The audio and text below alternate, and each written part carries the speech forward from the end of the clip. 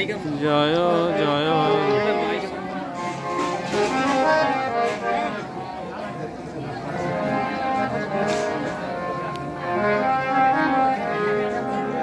जय श्री गुरु महाराज की जय।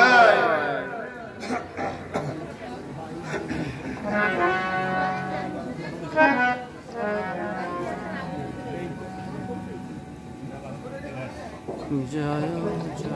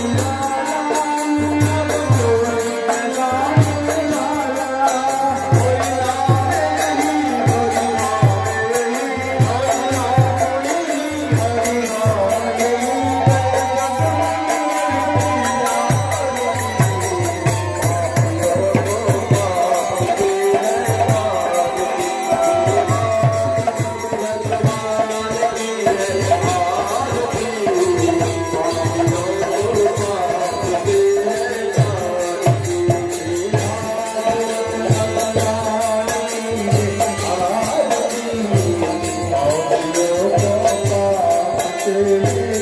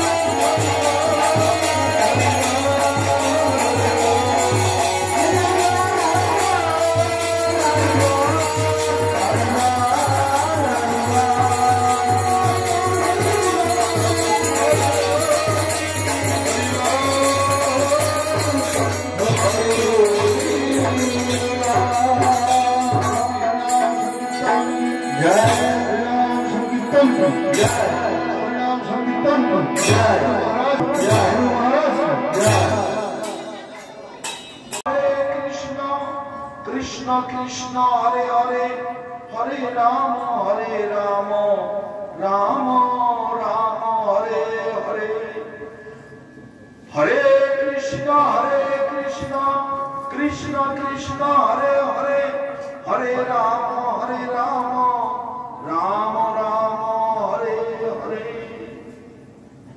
একবার সবাই সম্মিলিতভাবে উচ্চ স্বরে বলবো আমরা সবাই বলুন হরে কৃষ্ণ হরে কৃষ্ণ হরে কৃষ্ণ হরে কৃষ্ণ কৃষ্ণ কৃষ্ণ কৃষ্ণ কৃষ্ণ হরে হরে হরে হরে রাম হরে রাম হরে রাম হরে রাম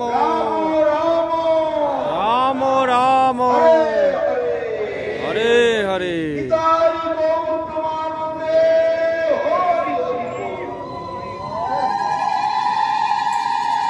जय बलदेव सुभद्रा जगन्नाथ जीव की रथ यात्रा महामहोत्सव की जय गुंडीचा मंदिर की समस्त उपस्थित वैष्णव भक्त मंडली की भुवन मंगल हरिनाम संकीर्तन की पतित पावन जगन्नाथ बलदेव सुभद्रा जीव की पिताई गौर प्रमानंदे हरि हरि। वासुदेव घोष कहे जोड़ो करी हाथ जे गौर সেই কৃষ্ণ সেই জগন্নাথ। জগন্নাথ তিনি কৃষ্ণ ভিত্তিক আর গৌর হরি তিনি গৌর তিনি কৃষ্ণ তিনি জগন্নাথ। আমাদের বাসুদেব ঘোষ কীর্তন করেছেন জয় জয় জগন্নাথ সচিরনাথ ত্রিভুবন করে যার চরণ। আমরা শুধু জগন্নাথকে জানি গৌরকে চিনি না, আবার গৌরকে চিনি তা কৃষ্ণকে চিনি না, জগন্নাথকে চিনি না। এসব সীমিত জ্ঞানের অধিকার। সেই জন্য আমাদেরকে পরিষ্কার জানতে হবে তিনি গৌর তিনি কৃষ্ণ তিনি জগন্নাথ। বৃন্দাবনের দিকে গেলে তারা জগন্নাথও জানে না গৌরকেও চেনে না, শুধু কৃষ্ণ কৃষ্ণ কৃষ্ণ রাধে রাধে রাধে রাধে রাধে রাধে আর কৃষ্ণ এই জগন্নাথকে গৌরকে ওসব। আবার দক্ষিণ ভারতের দিকে অন্যান্য জায়গায় গেলে জয় শ্রীকৃষ্ণ জয় শ্রীকৃষ্ণ এই গান। মহারাষ্ট্রের দিকে গেলে গণপতি বাপ্পা গণপতি বাপ্পা এই গান। গুজরাটের দিকে গেলে জয় ভোলেনাথ জয় ভোলেনাথ। উত্তরপ্রদেশে গেলে অযোধ্যার ওই সাইড দিয়ে জয় শ্রীরাম আর বেশি জানার দরকার। কিন্তু শাস্ত্রে সেটা বলে না। শাস্ত্রের সিদ্ধান্ত সাধু সঙ্গ মাধ্যমে জানতে হয়। সেটা কেমন? ব্রজে কৃষ্ণ সর্বৈ সত্য প্রকাশে পূর্ণতম পুরীদয়ে পর্বমে পূর্ণতর পূর্ণ। কি বুঝলেন? কিছুই মাথায় ঢোকে না। কৃষ্ণ যখন ব্রজধামে থাকেন তখন হচ্ছে পূর্ণতম। ভালো করে বুঝতে হবে, ব্রজে কৃষ্ণ সর্বৈ সত্য প্রকাশে পূর্ণতম। কিন্তু পুরীদয়, পুরীদয় মানে দ্বারকাপুরী আর মথুরাপুরী, সেখানে হচ্ছে পূর্ণতর। তার মানে নিচে নেমে গেল কৃষ্ণ। আর পুরীদয় পরপম, পরপম মানে কি সেটা আবার বিরজার ওপারে গেলে পরপম মানে দিব্য আকাশ, তার মানে বৈকুণ্ঠ লোক। বৈকুণ্ঠ লোকেতে তাহলে কৃষ্ণের তিনটে রূপ পাওয়া গেল, পূর্ণ, পূর্ণতর, পূর্ণতম। বুঝা গেল? পূর্ণ, পূর্ণতর, পূর্ণতম। কৃষ্ণ যখন বৃন্দাবনে থাকতেন তখন কৃষ্ণ একেবারে পরিপূর্ণ, একদম তার মধ্যে কম নেই।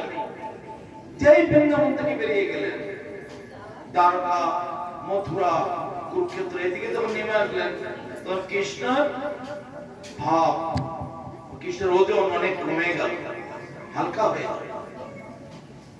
সেই কৃষ্ণ আবার যখন ওখান থেকে আরো নিচে নেমে এলেন, তো আরো কমে গেল, থাকলো শুধু পূর্ণ,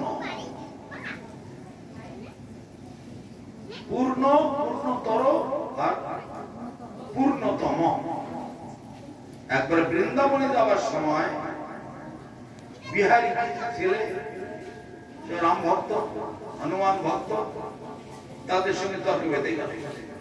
কিছুই জানে না, কিন্তু তর্ক করার সময় কৃষ্ণ কৃষ্ণ করেন, তারা রাম রাম করেন না কেন?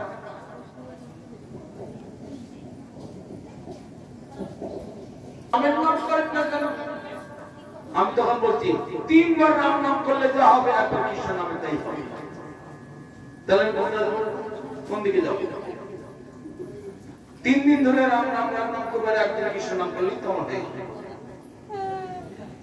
তার মধ্যে পূর্ণ ব্রহ্ম, কৃষ্ণ राम तो पूर्ण ब्रह्म, तो पूर्ण ब्रह्म कुछ भी ऊपर है, पूर्ण से ऊपर है पूर्णतर, और पूर्ण से ऊपर है पूर्णतम। इंग्रजी में एक बात बोलता है, बेटा जब इसके लोग लगा बड़ा शीघ्र आपको तो लेकर बड़ा हो रही है। जय जवान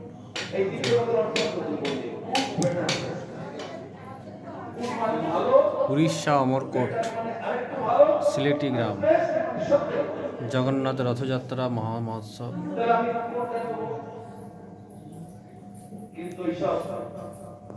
বলদেব সুভদ্রা জগন্নাথ সুদর্শন জিউ কি জয়।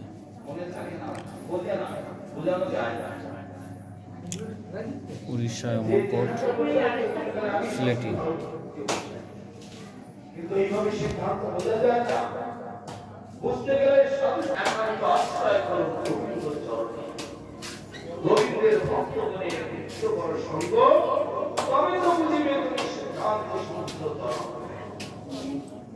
গোবিন্দের ভক্তগণের সঙ্গ করতে তবেই সবাই বুঝতে পারে।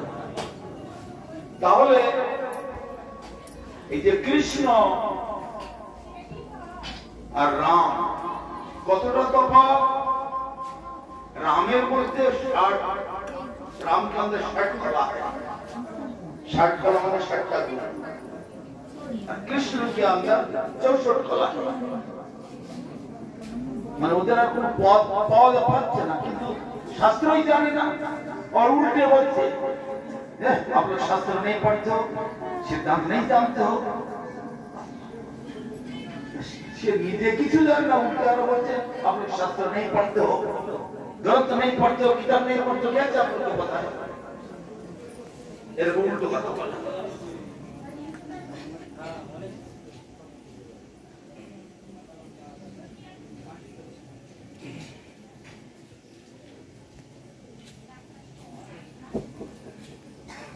তাহলে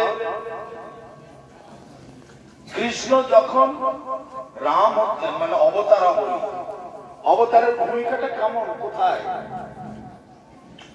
ব্রহ্মসংহিতা তার উত্তর দিচ্ছে, রামাদি মূর্তিষু কলা নিয়মেন তিষ্ঠান নানা অবতার মকরদ ভুবনেষু কিন্তু কৃষ্ণ স্বয়ং সমভবত পরম মানজ গোবিন্দমাদি পুরুষং তমং ভজামি। রামাদি মূর্তিষু, রামাদি মানে রাম, বলরাম, পরশুরাম, এই সব যত রাম আছে, যমদগ্নি রাম, অনেক রাম আছে। তারপরে মৎস্য, কুর্ম, বরাহ, বামন অবতার, কল্কি অবতার যত সব আছে এরা সব হচ্ছে 60 গুণের অধিকারী। তা রাম হচ্ছে সেই তার মধ্যে একটা। তার উপরে হচ্ছে এরা হচ্ছে পূর্ণ ভগবান, কিন্তু তার উপরে প্রকষ্ট আছে। এদের সব অবস্থান হচ্ছে বৈকুণ্ঠে, আর তার উপরে প্রকষ্ট হচ্ছে পুরী, মানে দ্বারকাপুরী, মথুরাপুরী। এখানকার হচ্ছে পূর্ণতর, তার মানে হলো মহাবিষ্ণুর এলাকা। আর তার উপরে প্রকষ্ট সেটা হচ্ছে ব্রজধাম, সেখানে কৃষ্ণ পূর্ণতম, এবং সেখানে কৃষ্ণ সব সময় ব্রজেন্দ্র নন্দন কৈশোর বেশে থাকে। আলোল চন্দ্র কুলসদ মনোমল্ল বংশী রত্নাঙ্গদম প্রণয় কেলিকলা বিলাসম শ্যামং ত্রিভঙ্গ ললিতম নিয়ত প্রকাশম গোবিন্দমাদি পুরুষং তমং ভজামি। নিয়ত প্রকাশন মানে সর্বকালেই তিনি ছিলেন, তিনি আছেন, তিনি থাকবেন। কৃষ্ণের কখনো জন্ম হয় না, কৃষ্ণের কখনো মৃত্যু হয় না, কৃষ্ণ কখনো বৃন্দাবনের বাইরে কখনো যান না। তো কালকে মানে গতকাল মথুরা থেকে চলে এসেছে। মথুরা, দ্বারকা, কুরুক্ষেত্র এগুলো সব হচ্ছে নিচের স্তর। সেখান থেকে গোপীগণ, রাধিকা সহ গোপীগণ রথে চড়ে টেনে টেনে টেনে টেনে নিয়ে এসেছেন বৃন্দাবন। তবে মাঝে মাঝে রথ দাঁড়িয়ে যায় কেন? মহাপ্রভু তার ব্যাখ্যা দিয়েছে কেন রথ মাঝে মাঝে দাঁড়িয়ে যায়। কৃষ্ণ, বলরাম আর সুভদ্রা তিনজন আসছেন, আর গোপীরা নৃত্য কীর্তন করতে করতে নিয়ে আসছেন মথুরা থেকে। মথুরা মানে বৈভবময় এলাকা, যেখানে ভগবান অত্যন্ত মানে প্রভাবশালী, প্রতিপত্তিশালী, ঐশ্বর্যশালী, বিভূতি পূর্ণ অবস্থায় বিরাজ করে, তাকে বলা হয় বৈভবময় এলাকা। সেই জন্য কৃষ্ণ বিরাট সোনার গয়না, বিরাট মুকুট, বিরাট রাজবেশ, বিরাট একেবারে ঐশ্বর্যময় একটা ভাব নিয়ে থাকে। কিন্তু ব্রজেতে ওই ভাবের কোন মূল্য নেই। ব্রজবাসীরা ওই ভাব তারা কখনো চায় না। ব্রজের ভাবটা কেমন? ব্রজের ভাব হচ্ছে কৈশোর বেশ, হাতে একটা লাঠি, মাথায় একটা কাপড় বাঁধা, কোমরে একটা কাপড় বাঁধা, আর বাঁশি, দড়ি চড়াচ্ছে, গোপবেশ। কৃষ্ণের যত খেলা সর্বোত্তম নরলীলা, নর গোপু তাহার স্বরূপ, গোপ বেশ বেণু কর, নব কিশোর নটবর, নরলীলার হয়। ব্রজধামে কৃষ্ণ সবসময় কৈশোর বেশে বিরাজ করছে, কিন্তু কুরুক্ষেত্র, দ্বারকা, মথুরা বিরাট প্রভাবশালী রাজা হয়ে বিরাজ করছেন। ব্রজবাসীগণ ওই বেশ পছন্দ করে মনে করে, সেই জন্য ব্রজবাসীগণ দ্বারকাতেও যান না, মথুরাতেও যান না, কুরুক্ষেত্রেও যান না। আমাদের কৃষ্ণকে আমরা নিয়ে যাব। তাহলে একই কৃষ্ণ এক এক জায়গায় এক এক ভাবে প্রতীত হচ্ছে। কৃষ্ণ যখন মথুরায় আছেন তখন কি বৃন্দাবনে নেই? বৃন্দাবনে আছেন। কৃষ্ণ যখন দ্বারকায় আছেন তখন কি বৃন্দাবনে নেই? বৃন্দাবনে আছেন। বৃন্দাবনের কৃষ্ণ কখনো বাইরে যান না। সেই জন্য ব্রজ গোপীগণ বৃন্দাবন ছেড়ে বাইরে কোথাও যান না। কিন্তু আজকে মথুরা থেকে আনতে গিয়েছে কেন?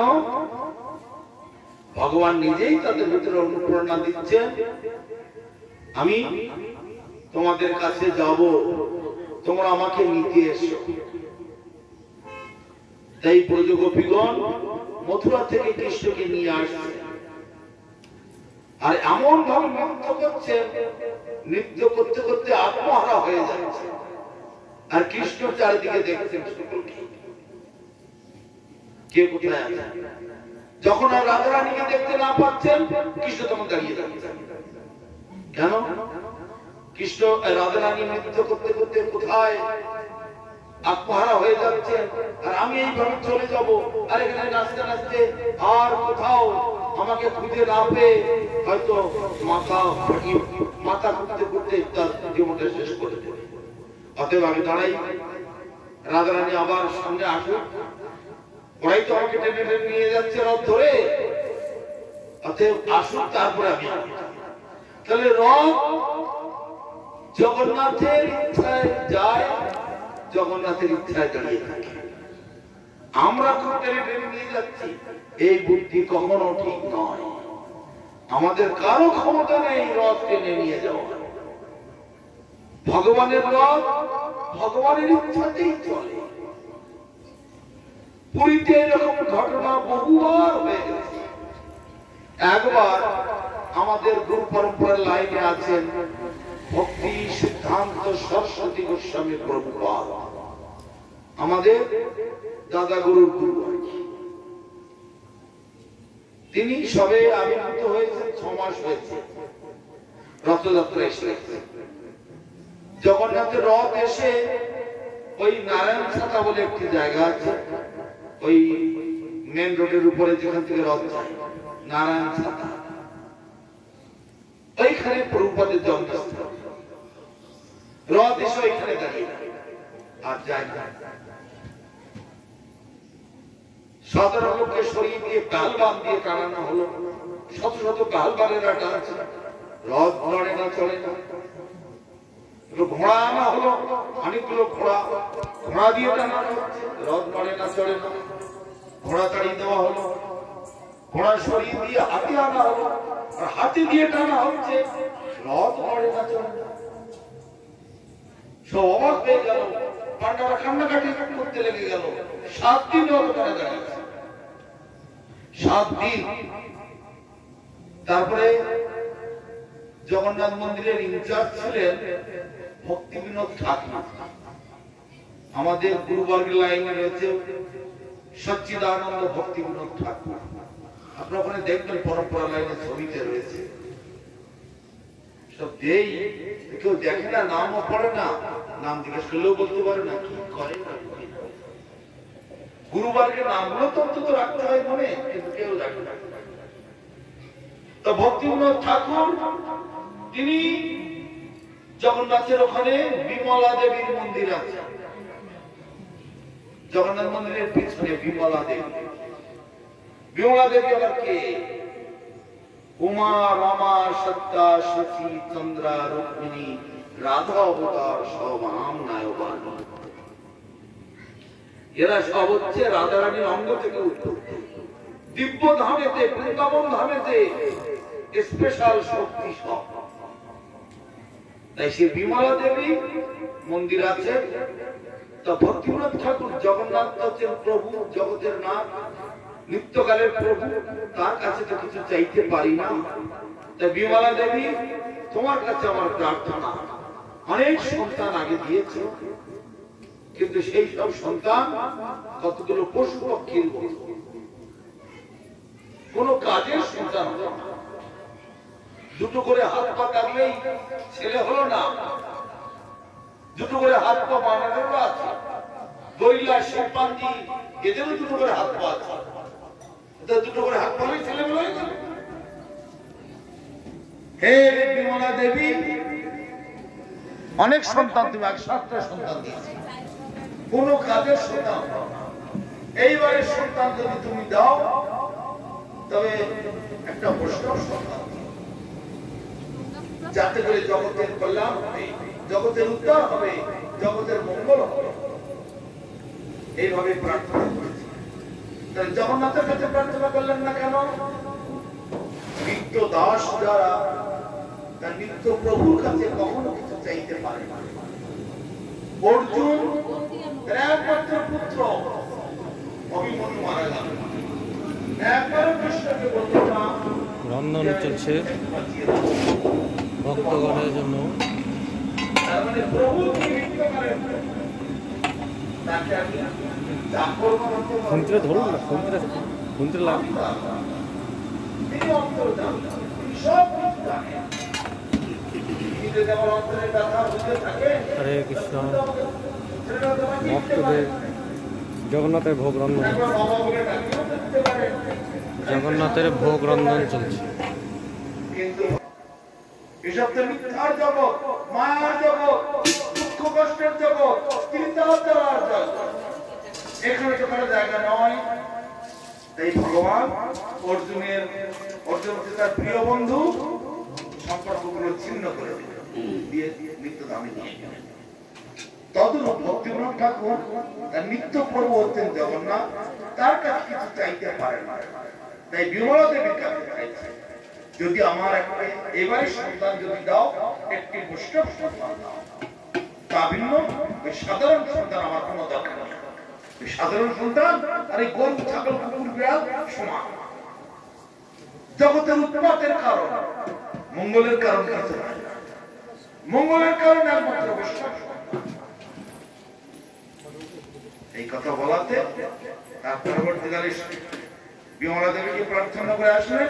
তারপরে সন্তান হলো, তিনি তার নাম দিলেন বিমলা দেবী, না বিমলা প্রসাদ। বিমলা দেবীর আশীর্বাদে সন্তান যেহেতু হয়েছে, সেজন্য নাম দিলেন বিমলা প্রসাদ। তাই প্রভুপাদের ছোটবেলার নাম ছিল বিমলা প্রসাদ। জন্মের সময় একটি নারী এমন ভাবে তার গায়ে জড়িয়েছিল যেন পৈতের মতো লাগছিল, সেজন্য তাকে বলা হয় পৈতে সহ আবির্ভূত। ভগবানের নিত্য সিদ্ধ পার্শ্বদ, জন্ম থেকে তার ক্রিয়াকর্ম অলৌকিক। মানে 6 দিন পুরো দাঁড়িয়ে আছে রথ তার বাড়ির দরজায়। 7 দিনের দিনে তখন প্রভুপাদের বয়স প্রায় 6 মাস হয়েছে। ভক্তিবিনোদ ঠাকুর জগন্নাথ মন্দিরের ম্যানেজার ছিলেন। বাচ্চাটাকে কোলে করে নিয়ে রথ দেখতে গিয়েছে। হে জগন্নাথ, তুমি দরজা দিয়ে তো যাচ্ছ, তার সন্তানটাকে একটু আশীর্বাদ করে দাও। তো বাচ্চা ছেলে কোলে আছে, হাত পা নড়ছে, নড়তে নড়তে যেই রথের গায়ে একটা আঙুল লেগে গিয়েছে, রথ চলানো হয়েছে। সেই প্রবাদের ছবি আমাদের লাইনে রয়েছে। আর জগন্নাথের গলা থেকে মালাটা খুলে পড়েছে, সঙ্গে সঙ্গে পান্ডারা মালাটা এনে ওই বাচ্চা ছেলেটার গলায় পড়ে। তার মানে জগন্নাথ তার নিজজন, নিজ পার্শ্বদ ভক্তি সিদ্ধান্ত সরস্বতী ঠাকুর, তাকে দর্শন দেওয়ার জন্য 7 দিন ওখানে দাঁড়িয়েছিল।